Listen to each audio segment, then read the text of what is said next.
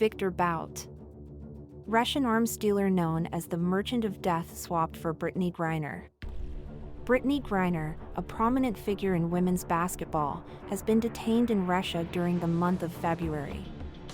As part of a prisoner swap involving the United States and Russia, Brittney Griner was freed in exchange for convicted arms dealer Viktor Bout, also known as the Merchant of Death.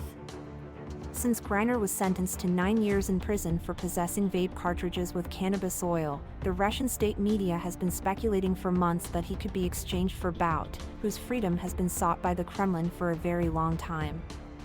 Bout has been held captive for a very long time. Earlier speculations have centered on the possibility of a trade involving both Griner and the United States. Paul Whelan, a veteran of the United States Marine Corps who was sentenced to 16 years in a Russian jail on espionage allegations that he claimed were fabricated and that the United States government denied were true. However, the final agreement only applied to Griner.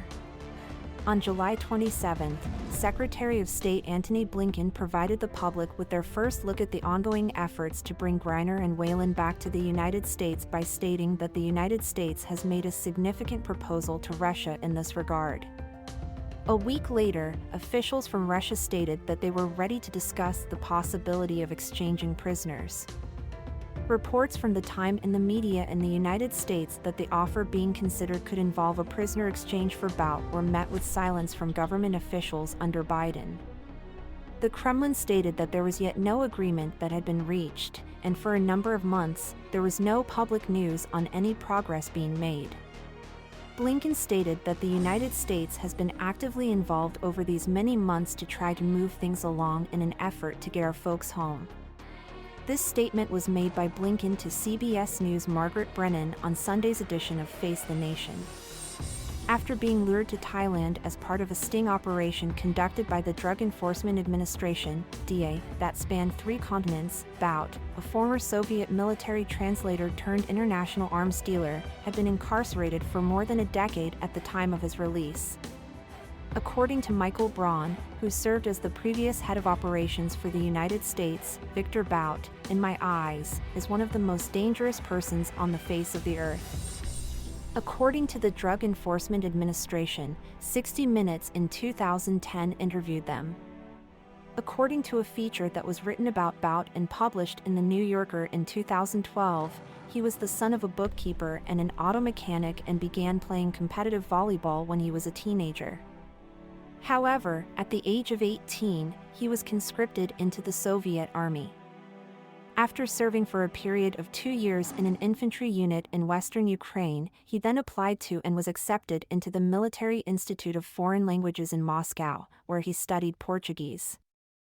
Although Bout asserted to The New Yorker that he was never a spy, others, including his former business partner and a former CIA officer, stated that he had formerly worked for the GRU, which is the Soviet Union's foreign military intelligence arm.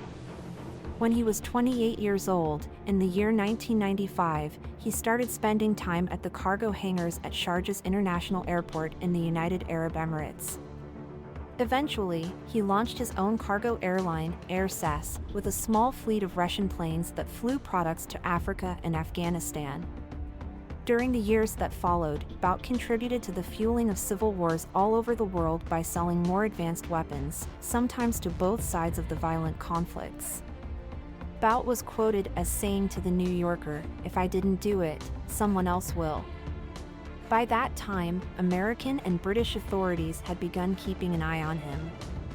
When British soldiers stationed in Africa came under fire from increasingly sophisticated weapons, the Minister of State for Africa in the British Foreign Office, Peter Hain, sounded the alarm and raised concerns. Sanctions busters are continuing to perpetuate the conflict in Sierra Leone and Angola, with the result that countless lives are being lost and mutilations are taking place. Viktor Bout is indeed the chief sanctions buster, and is a merchant of death who owns air companies that ferry in arms and other logistical support for the rebels in Angola and Sierra Leone, and take out the diamonds which pay for those arms. Aiding and abetting people who are turning. According to the book Operation Relentless, The Hunt for the Richest, deadliest criminal in history written by Damian Lewis, the moniker Merchant of Death had come to Haines spontaneously as he'd read yet another intelligence briefing on Bout's actions. It immediately struck a chord with people, and the press picked up the hue and cry over it. In the United States, sanctions were introduced against Bout and his companies by the Office of Foreign Assets Control of the Treasury Department. These penalties included the freezing of assets and the prohibition of any transactions that went through American institutions.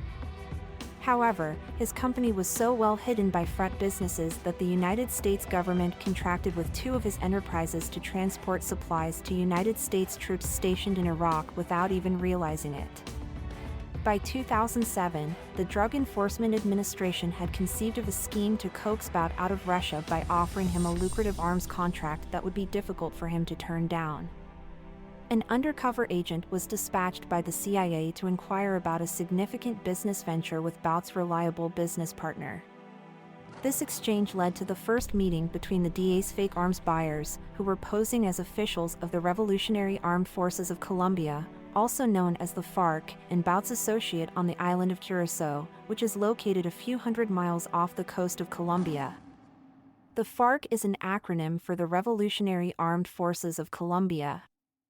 Andrew Smulian, who is Bout's associate, went to Moscow in order to propose the transaction to Bout in person. 2 weeks later, in Copenhagen, Smulian had a meeting with the undercover agents, during which he informed them that his business partner was pleased with the agreement. A few weeks later, Bout was on his way to Thailand, where he believed he would be meeting with FARC officials to discuss transporting what prosecutors referred to as an armory of military-grade weapons in order to strike American helicopters in Colombia. In March of 2008, Bout met with DA spies masquerading as FARC officials in the conference room of a hotel in Bangkok.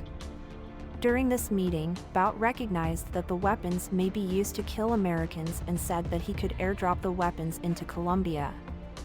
Following their observation of the meeting, Thai authorities and DEA operatives entered the room and immediately placed Bout under arrest. "It's over," remarked Bout as the game came to an end. After 2 years of legal proceedings, he was extradited to the United States in 2010, and he was convicted on terrorism-related offenses the following year. Bout was given a prison term of 25 years duration. According to the website of the Federal Bureau of Prisons, despite the fact that he is now 55 years old, he was not scheduled to be released until August 2029. Before he was sentenced, Bout expressed his fear to the New Yorker that he would spend the rest of his life behind bars. "But I'll get back to Russia sometime, I don't know when, but I'm still young," she said. This is a revised and up-to-date version of a story that was originally published on July 28, 2022.